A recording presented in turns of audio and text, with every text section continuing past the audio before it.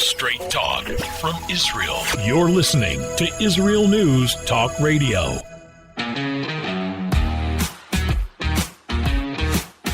We're back with Lighten Up with Steve Miller and Matt Zucker.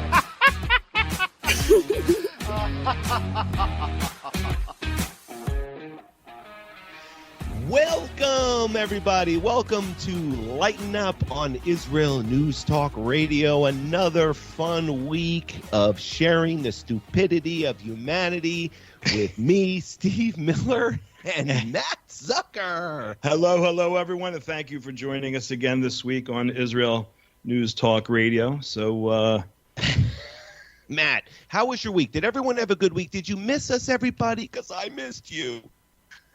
Did you? Can I say something, Matt? Sure. Can I just say, this is the only part of my week, 1 hour a week that I look forward to. All week long, I'm in the fetal position crying. This is my 1 hour of therapy. So thank you, Israel News Talk Radio, and thank you, listeners who listen to us, because this is just, I love this. This is my only happy time. So that's so sad. Yeah, well, that's me. That's my life. It's very sad. Well, I'm glad we can help you lighten up, brother. Thank you. Did you have a good week?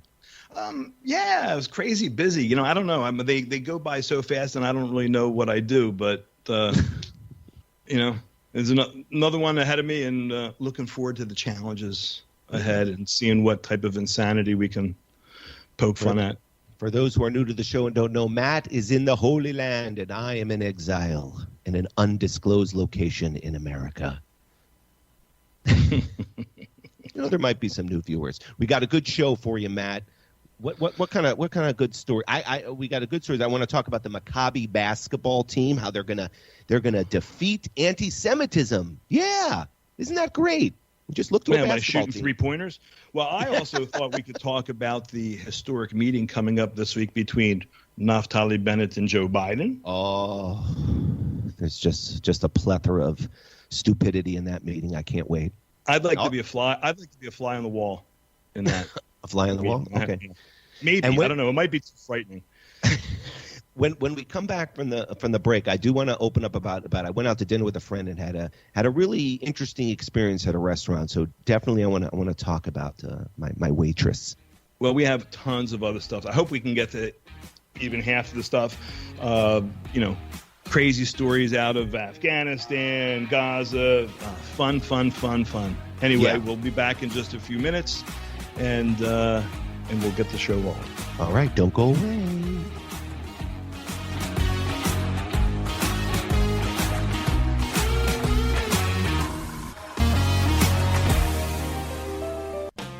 How did a nice Jewish girl from Delaware end up living in Israel? Shalom, I'm Natalie Sapinski. Join me on my show, Returning Home. Meet different people who have moved to Israel. Hear their personal stories, their highs, their lows, and everything in between. Each week, we talk to experts on immigration and the process of moving to Israel. Listen to Returning Home every Thursday, only on Israel News Talk Radio.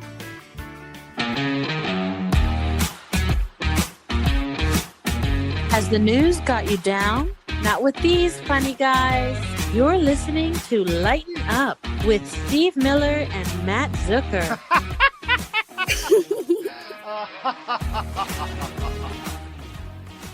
Welcome back, everybody, to Lighten Up here on Israel News Talk Radio. I'm your co-host, Matt Zucker, and my charming co-host on the other side of the world, Stephen Miller. Shalom, shalom. It is. I am charming, aren't I? I'm very charming. People don't know how charming I am. Face for radio too. Hi-yo! Come on, man. Come on. I only pick on the ones I love. You know what I'm saying? I'm a good-looking man. I'm a good-looking Jew. Not bad. I've been told. Anyway, so listen, you'll have to allow me to lead off with this one story because I absolutely loved it, and it just got better and better the deeper I dove into it. Okay. You know, first couple of stories. I don't know. Are you familiar with the name Zebulon Simantov? No, it sounds like a drink. Zebulon Simantov is the last Jew in Kabul. Oh, okay. I saw that. And I started seeing it after the fall of Kabul. I started saying, oh, the last Jew is missing, and he was planning on making Aliyah, which, to our Gentile listeners is moving to Israel. And he was going to come after the high holidays this year. But now he's having second thoughts, and he had disappeared, and people were concerned for his safety. So everyone started looking for him. Now, apparently, Zeb is has a little bit of a history. So, which is, I thought it was funny because he was actually a carpet dealer, and it just, Afghani rugs. Afghani rugs, exactly right. So he lived in Kabul's only synagogue. That was his home, right? And in the synagogue? In the synagogue. And through his life, he has been arrested in times from the Taliban because they try to force you to convert, but they always let him out, and he goes back to the synagogue. And he was going to move again after Rosh Hashanah this year, but it turns out he doesn't want to. And then when you read up more, his wife and daughter live in Israel. Oh. They moved to Israel in 1998. Man, what the heck is this guy doing here? Apparently, his wife has been trying to get a divorce from him since then, and he won't go to Israel because his wife is in Israel. And this miserable guy would rather stay in Kabul than to Israel and give his wife a divorce. So it's kind of funny in Jewish law for our listeners, spouses have to grant each other a divorce, and it's called a get, and her husband will not grant his wife a get. So she unfortunately can't remarry, move on with her life here in Israel, and this miserable SOB is probably laughing and took us off. Some rabbi actually reached out to them and tried to bribe him with a case of single malt scotch. Nothing like bribing you with alcohol. That worked for me. But the guy wouldn't give the get for the booze. And then you start reading more, and he's given a couple of interviews to reporters, and he always charges. He doesn't do interviews for free, which, maybe I can kind of understand that. I mean, he lives in a synagogue in Kabul, and, I figure the couple $100 for the interview probably lasts him a few years, right? I don't know the exchange rate for whatever currency they have there. So then when you go even further into the story, he has a history of not getting along with people. Oh. There used to be two Jews in Kabul, right? And the other guy also lived in the synagogue, but he lived at the other end of the synagogue. Get out. That is not true. Listen, it was in the times of Israel, okay? So you stay on the other side of the Mechilza. And for our listeners, the Mechitza is a division in Orthodox synagogues that keeps generally the men and the women separate, but I guess you could also use it for men and men who don't get along. Don't come to my side, Yankel. So the only other Jew in Kabul whose name was Ishak Levin, he died in 2005, but here's the best part. They lived in the same building on opposite ends, and the only time they spoke was to hurl insults at each other. Oh, that should be a sitcom. It could be a sitcom. And I'm thinking he's like the secret weapon. The Taliban probably going to leave him alone because that guy, I can't take him. He's so miserable. Oh, my Matt. That seriously, that could be a sitcom here. Two Jews in Kabul. How will these two guys get along when the Taliban is knocking on your door, but you're too busy insulting, throwing insults? I mean, this guy, I saw parts of this story. Meanwhile, he won't leave because obviously he doesn't want to give his wife a divorce, so she's not getting the get. Hi-yo. But what's the point of staying? He can't have a minion ever. He can't. I mean, in an article that I saw he mentioned, well, if I leave, then who's going to take care of the synagogue? What do you mean who's going to take care of the synagogue? Yeah, maybe he's worried if he comes to Israel, he might actually have to get a job, and then that'll bother him. But get this. Here's the best part. So I found out about this because Channel 11 News here in Israel was interviewing the Taliban spokesperson about this. They were talking about this guy, Simmons. Well, and along with other things, but it was mentioned. And then the Taliban spokesperson didn't realize he was actually speaking to someone from Israel. Who do you think it was? I don't know. They didn't. They said Channel 11 News, but they didn't say Israel. They said Khan 11, and they didn't say Israel. So he gave the interview, and so this guy was doing the the tap dance afterwards, trying to apologize for giving an interview to Israel. That's right. I did not. I give many interviews a day. I give many interviews. I don't know who I'm talking to. I thought it was Channel 11 from Al Jazeera. Al Jazeera. Where's that? Whatever. I thought it was Kabul, Channel 3. Oh my God, that's hysterical. It really is. I mean, it's it's kind of a horrible scene. You don't think there's too much funny stuff coming out of Kabul, but So, Zeb is the gift that keeps on giving. Zev, poor Zev. Boy, what a. He's the only Jew. There was 2 Jews in Kabul, and the other one left because he couldn't stand him. The other one died. Oh, he died. That's even worse, Berb. I'd rather go to Hashem than stay in synagogue with you. He probably wished the Taliban would take him. Oh, my God. Well, that reminds me, since we're talking about the Taliban, of course, all week long, we broke the news last week about how the Taliban took Kabul. You're going to love this story. So apparently in Kabul, there was an amusement park. And I saw there was a video out. I don't know if you saw this, but actually you can't even make this up, Matt. The Taliban in the amusement park on bumper cars. They're riding in bumper cars with their machine guns. And there's a video of them, and they're having a blast, man. And they're on a merry-go-round too. There's a whole video going out. I mean, it's nice that, look, everyone needs to have a good time. Even when you're, chopping off heads and pillaging villages, sometimes you need to, get on a merry-go-round. Yeah, forget the merry-go-round. I could take or leave that. That's just like, Did you see bumper that cars? Come on, bumper cars. I don't blame them. Bumper cars are the best. I love bumper cars. Do you think like any of them? I wonder if any of them got like road rage. Like they didn't understand the concept of bumper cars. That you're supposed to smash into them. Like, hey, Abu Fadi, get out of my way before I shoot you. Get out! Oh no, you didn't, Ahmad. You did not just rear-end me. No, you didn't. I'm gonna throw this grenade right in your passenger seat. Well, I was wondering if anybody got blocked in and decided to open fire. I mean. And in this video, they're cheering and they're laughing. They're having a great time. I mean, what other things? Did they have a roller coaster there? I mean, amusement park in Kabul? Yeah, it was probably for the American soldiers. Who knows? I have no idea. I just saw this video, and it was brilliant. And here these guys with their, big turbans or whatever you want to, their big robes with a M16 or an AK-47 driving around, and everyone's cheering and laughing. And, oh, this is beautiful. I love these bumper cars. Maybe we can use one as a suicide bomb. Boom, boom, boom, boom. Oh, unbelievable. They met with Hamas leaders. Did you know that? There was a big summit.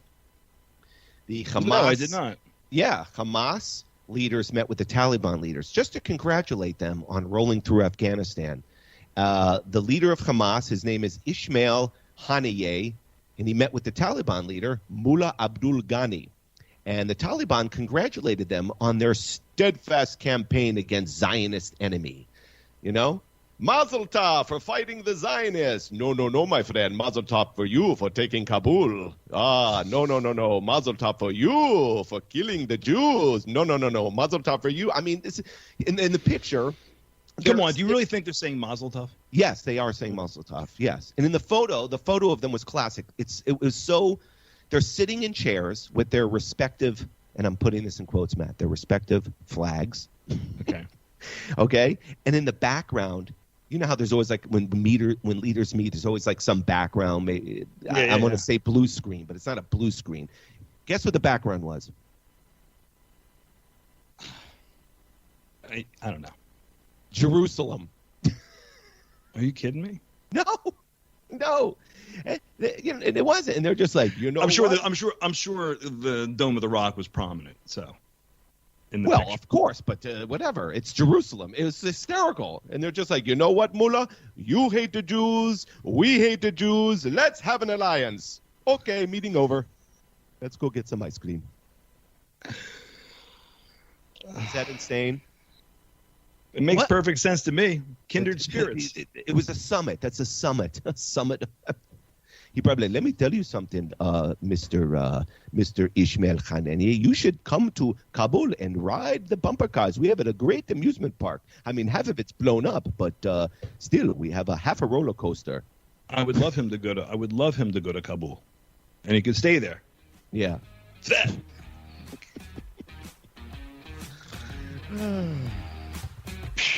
Well, anyway.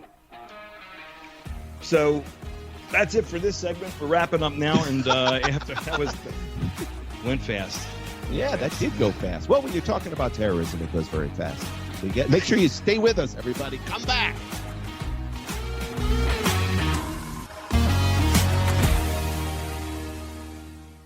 Shalom, everybody. Making a difference often takes just one moment and one person at a time. I am Orly Benny Davis, your show host on Israel News Talk Radios from Jerusalem with love. You'll be hearing people talking about politics, religion, social issues, and making a better tomorrow. Join me, Orly Benny Davis, for God and Country. From Jerusalem with love. Wednesdays on Israel News Talk Radio.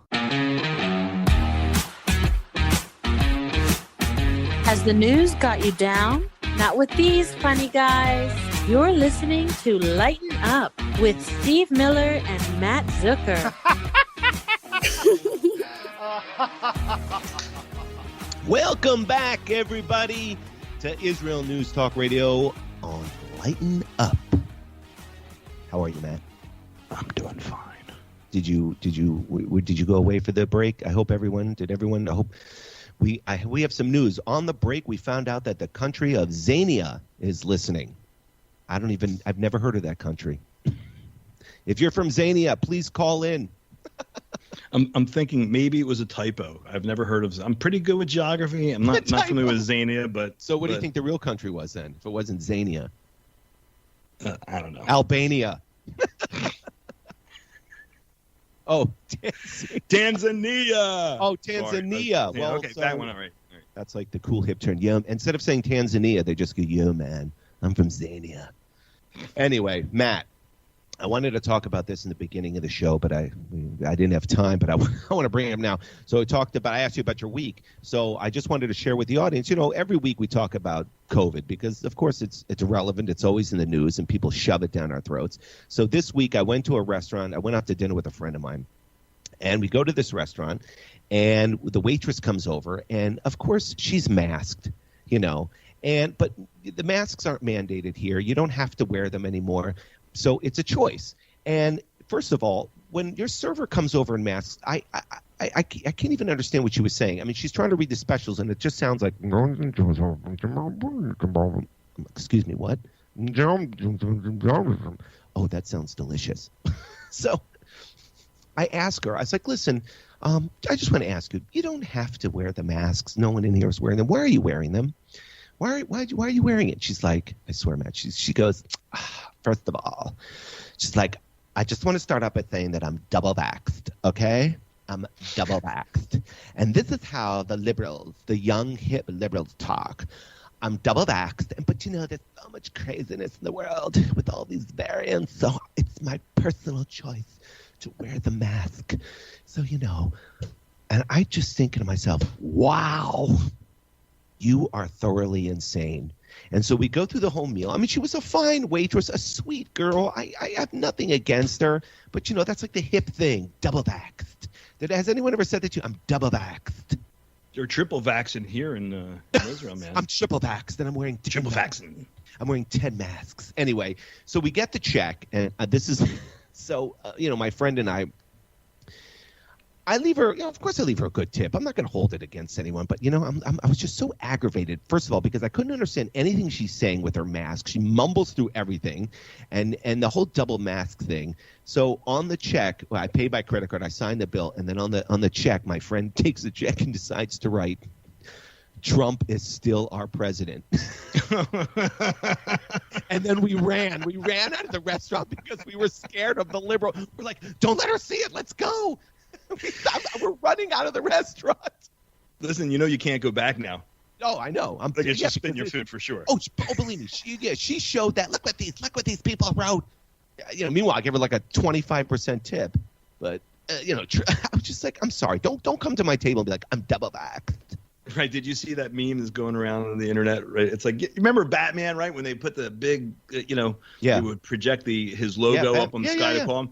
There was a meme going around with a big silhouette. Instead of Batman, it's Trump's silhouette in the thing. Oh, yeah. All right. Well, so anyway, that's my crazy. That's what I did this week, everybody. That kind of reminds me. So Bennett, Israel's prime minister, Naftali Bennett, the cue ball, is going to meet Joe Biden this week, and I'm wondering if they're going to spend any time celebrating the fact that they were both able to get rid of Trump and Netanyahu in 1 year and make the world a better place for us all. Hey, Naftali, it's nice to finally meet you, Mr. President. Mr. President. Yes. It is a pleasure to meet you. Hey. Yes. Hey. What is this? Hey. What is this? Hey. My advisors. First of all, you can call me President Houseplant. Hey. But let me tell you, my advisors told me that when I'm meeting a Jew, I should say Allahu Akbar. Is that true? No. This is not true, Mr. President. This is not true. We need to talk about some serious things, though, because, we are worried about Iran. And in Israel, they say we can no longer count on the Americans. Is this true? Hold on. Obama's talking in my ear. So I have a proposal for you, Mr. President. Since you obviously don't have a problem with refugees, we have a few million we'd like to send you from Gaza and from Judea and Samaria. Well, does that sound good to you? Yes. Yeah.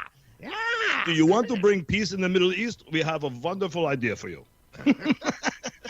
When are they meeting? Sometime this week. It's been in the papers here that Naftali Bennett has to go to Washington I can't even imagine that conversation. We're going to do a whole show on that meeting. Hey, Naftali! Wow, I love your kippah. I could just say, I think Naftali Bennett's going to whip out the bubble gum to keep his kippah on. I guess so, because he's bald. Hey, Naftali, you're Jewish, aren't you? Matzo balls are round. Really, I swear, I don't even know what they're going to talk about, but it's the worst time in the world to have a photo op next to Joe Biden. We're going to talk about Jilly. My wife, Jilly.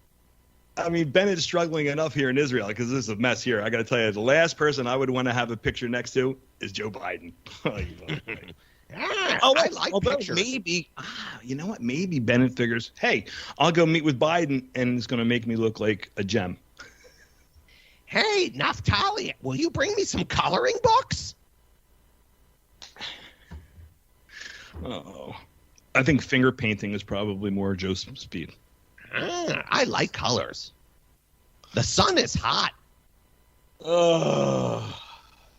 Winters are cold. Summers are hot. So listen, here's another story for you. Did you hear?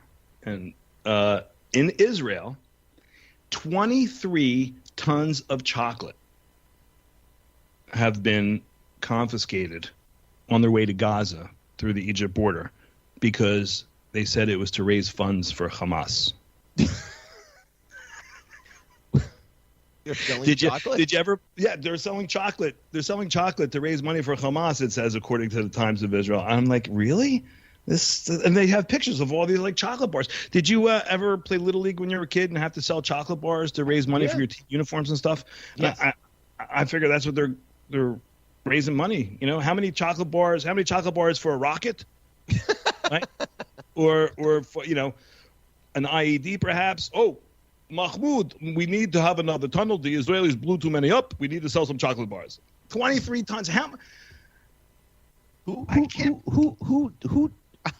is there? Are the IDF like eating the chocolate bars? We foiled it. Right.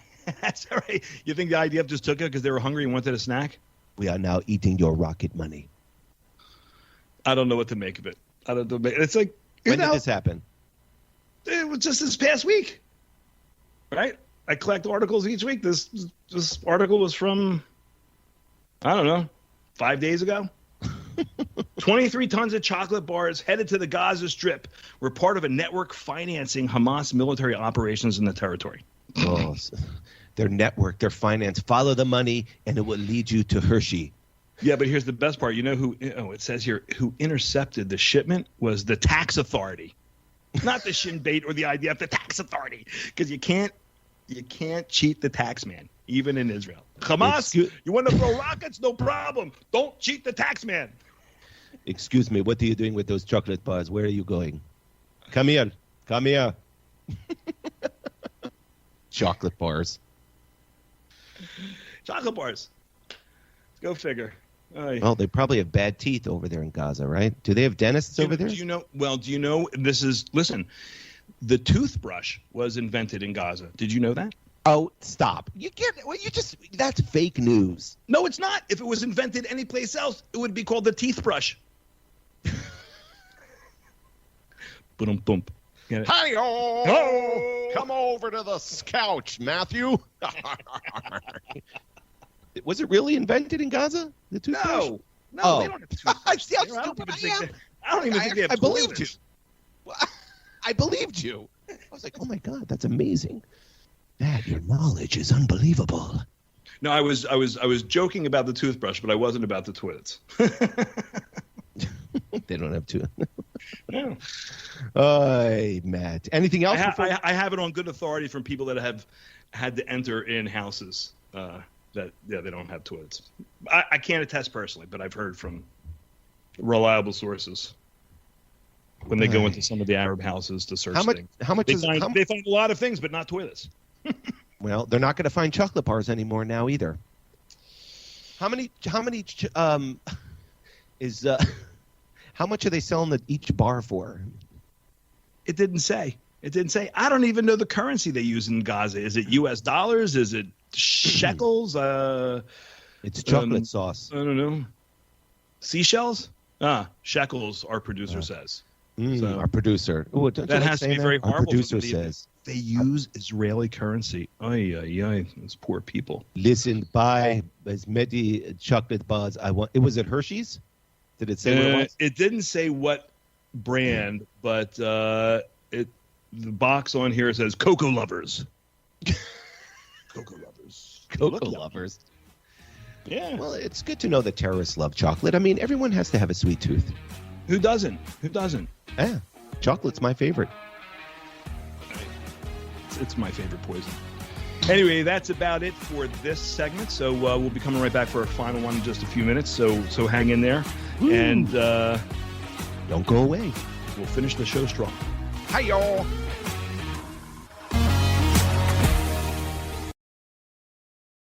You're listening to Israel News Talk Radio.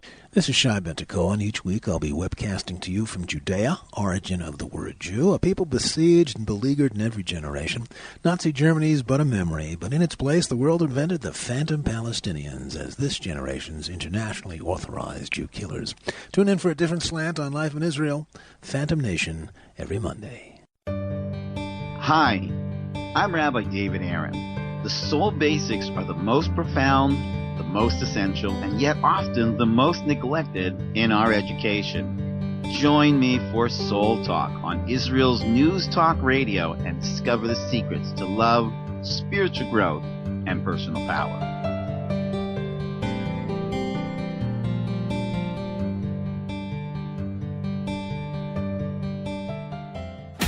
Has the news got you down? Not with these funny guys. You're listening to Lighten Up with Steve Miller and Matt Zucker.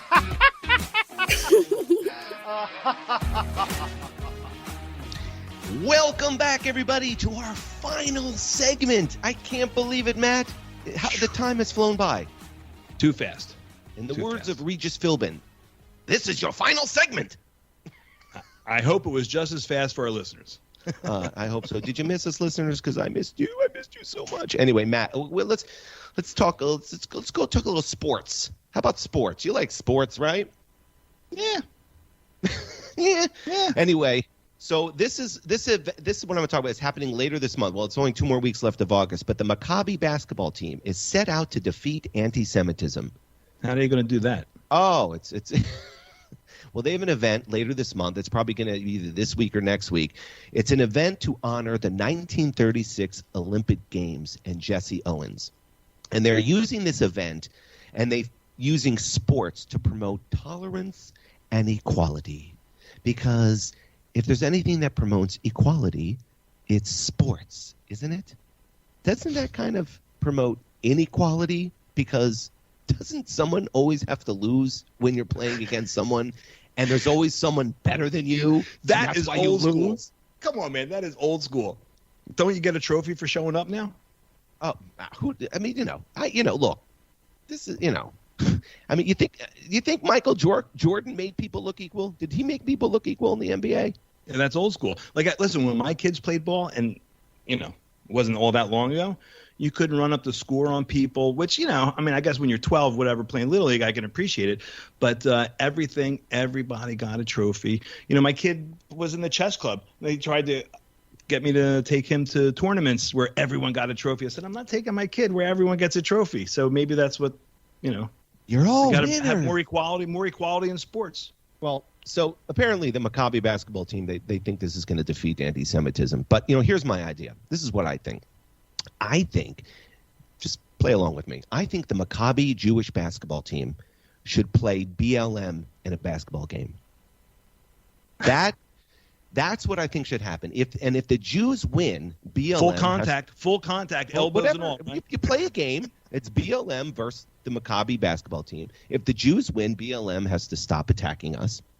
And if BLM wins, well, then it's best out of 5. I was thinking about this. I'm thinking, that would be the greatest thing, just to have these. Who do you think would win if BLM put a team together? And if you don't know what BLM means, that's Black Lives Matter. I'm sure you're all familiar with that movement. But I would love to see that happen. I can see it now. Go ahead. Listen, you're telling me about this, and I'm picturing you're picturing the game. No. Well, actually, and I kind of have like a weird twisted mind, right? So I'm thinking of remember the Harlem Globetrotters? Yeah. But I'm thinking, it'd be so funny to have the Maccabi team out there, would pay us in black hats and coats, jamming on the Black Lives Matter team. Right. I mean, look, I can see it now. Starting 7 foot tall, and jamming on the Black Lives Matter team and dunking on them. That's the thing. There's no 7 foot tall. It would be more like starting center for the Jews at 5'10", Yankel Moskowitz. And he'll be matched up with 6'10", Jamal Washington. Yeah, man. Can you bet? Yeah, listen, I got Yankel over there. Get Yankel over there.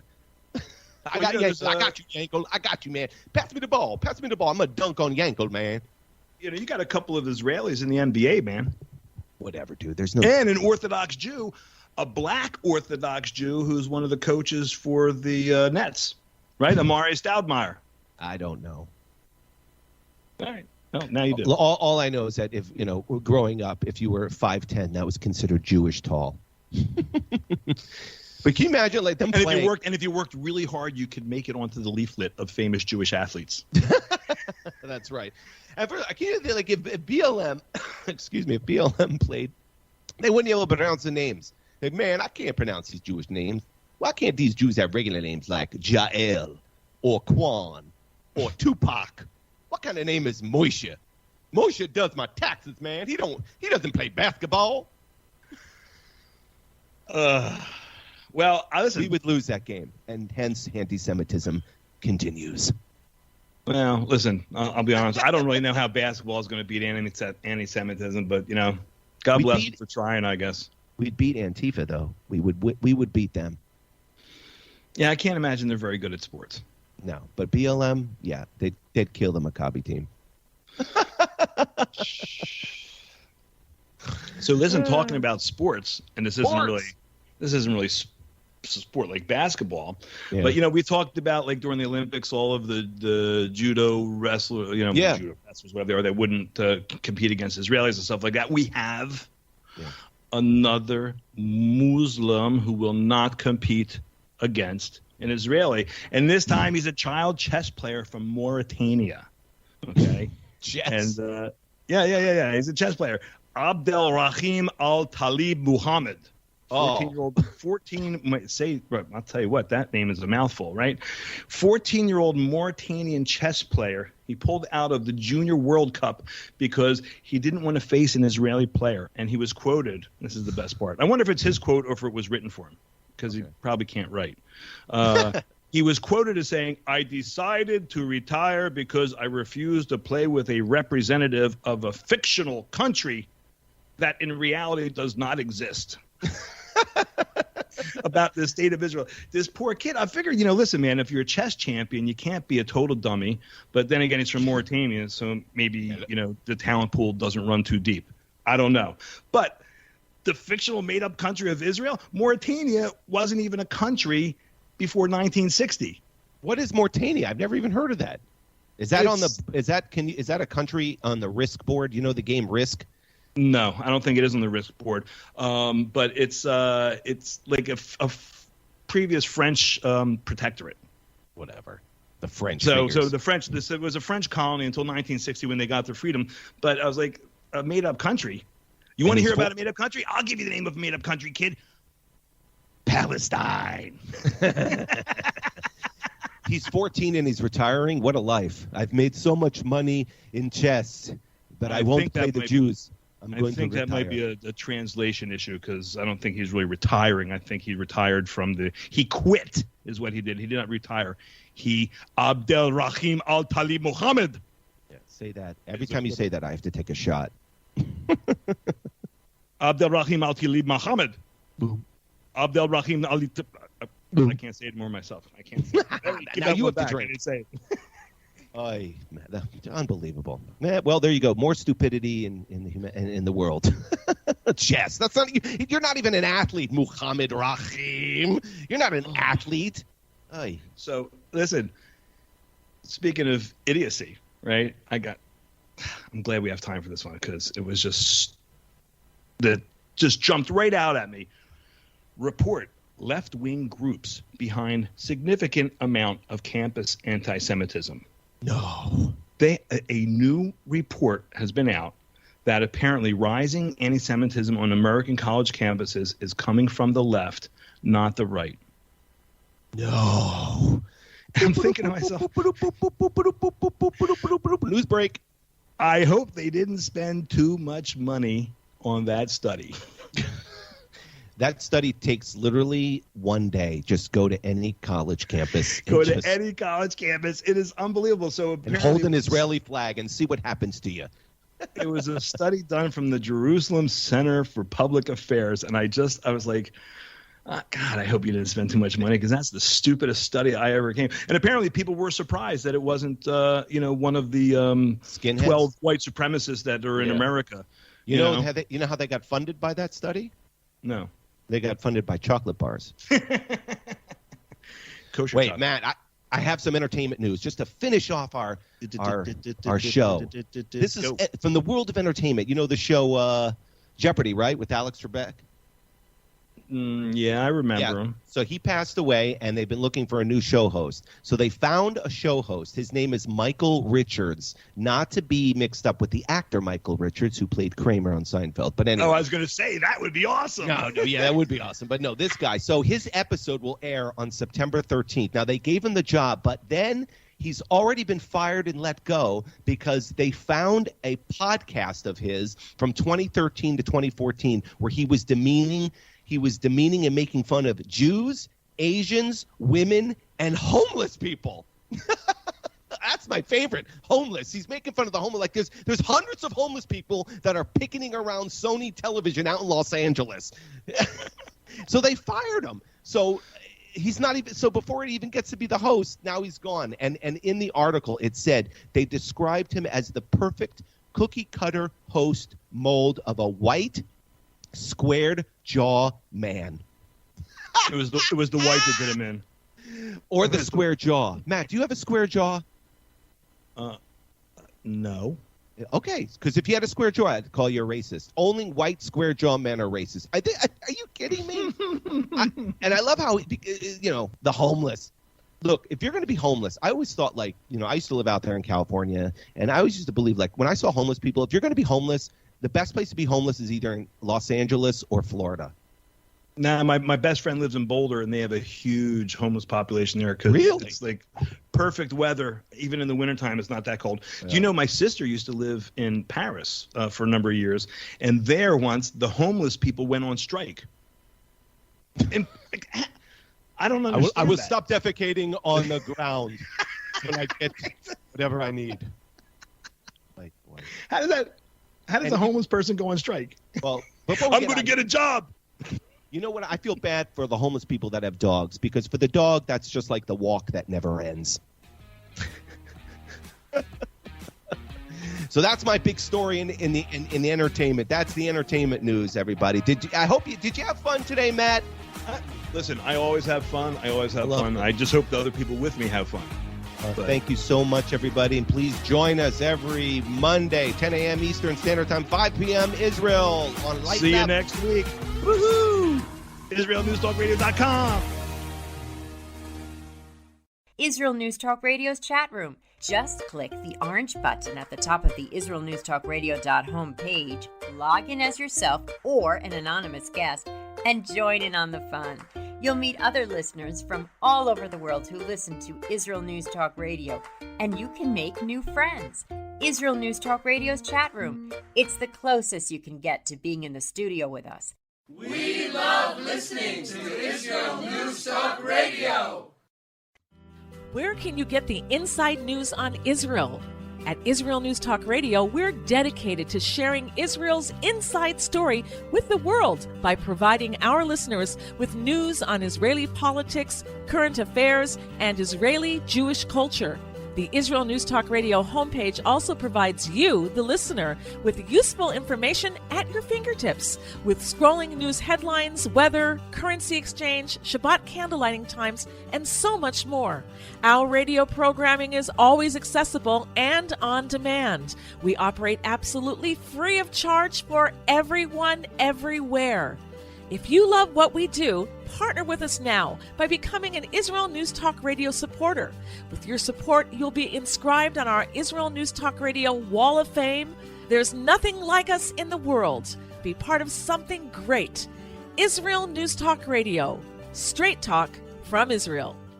If you love Israel News Talk Radio, then you'll love our Facebook page. We keep you up to date on what's happening in Israel, plus little surprise treasures that we don't share on the radio.